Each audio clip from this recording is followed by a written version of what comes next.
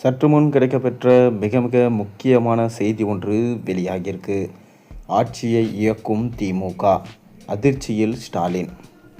நடைபெற்று கொண்டிருக்கும் சட்டமன்ற தேர்தலை கருத்தில் கொண்டு லண்டனை தலைமையிடமாக கொண்ட ஒரு முன்னணி தனியார் ஆய்வு நிறுவனம் வெளியிட்டிருக்க அதிரடி கருத்து கணிப்பு தற்போது அரசியல் வட்டாரங்களில் பரபரப்பான விவாதத்தை ஏற்படுத்தியிருக்கு. இதில் தமிழக வெற்றி கழகத்தின் தலைவர் விஜய் இந்த தேர்தலில் முக்கியமான வாக்கு பிரிப்பாளராக உருவெடுப்பார் என்று தெரிய வந்திருக்கு. திமுக மற்றும் அதிமுக எனும் திராவிட கட்சிகளின் இரு அணிகளின் வாக்கு வங்கியிலும் விஜய் பெரிய அளவில் தாக்கத்தை ஏற்படுத்துவார் என்றும், இதனால் தமிழகம் இதுவரை கண்டிராத மும்முனை போட்டி உருவாகும் என்றும் சொல்லப்படுது. மேலும் விஜய் பிரிக்கும் வாக்குகள் அதிமுகவை விட திமுகவிற்கு அதிக பாதிப்பை ஏற்படுத்தும் என்று சொல்லப்படுது.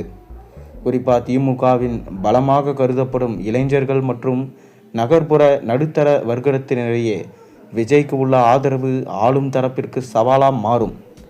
கடந்த தேர்தலில் திமுகவுக்கு சென்ற நடுநிலை வாக்குகள் இந்த முறை விஜயை நோக்கி திரும்பும்.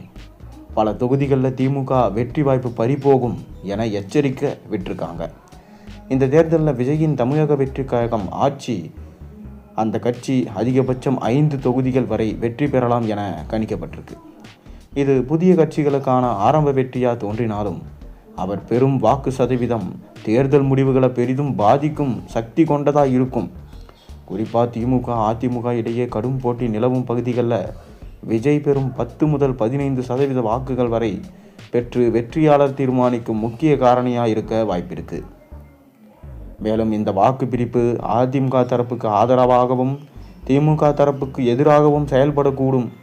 இந்த கருத்து கணிப்பின் முக்கிய அம்சமாக 2026 தேர்தலில் அதிமுக மிக குறுகிய வித்தியாசத்தில் ஆட்சியை கைப்பற்றும் வாய்ப்பு உள்ளதா சொல்லப்படுது. திமுகவின் வாக்குகள் சிதறுவதும் அதிமுகவின் வாக்கு வங்கி ஓரளவு உறுதியுடன் இருப்பதும் என்டிஏ கூட்டணிக்கு சாதகமாக அமையும் என மதிப்பிடப்பட்டிருக்கு. மேலும் இந்த கருத்து கணிப்பில் தமிழக மக்கள் மாற்றத்தை விரும்பினாலும் அது உடனடியாக நிகழப்போவதில்லை என்பதையும் இது உணர்த்துது. திராவிட கட்சிகளின் பலமான அடித்தளத்தை உடைப்பது விஜய்க்கு பெரிய சவாலாக இருக்கும். இருப்பினும் அவர் பெறும் ஒவ்வொரு வாக்கும் 2026 தேர்தலில் புதிய அரசியல் மாற்றத்திற்கான தொடக்கமாக அமையும்.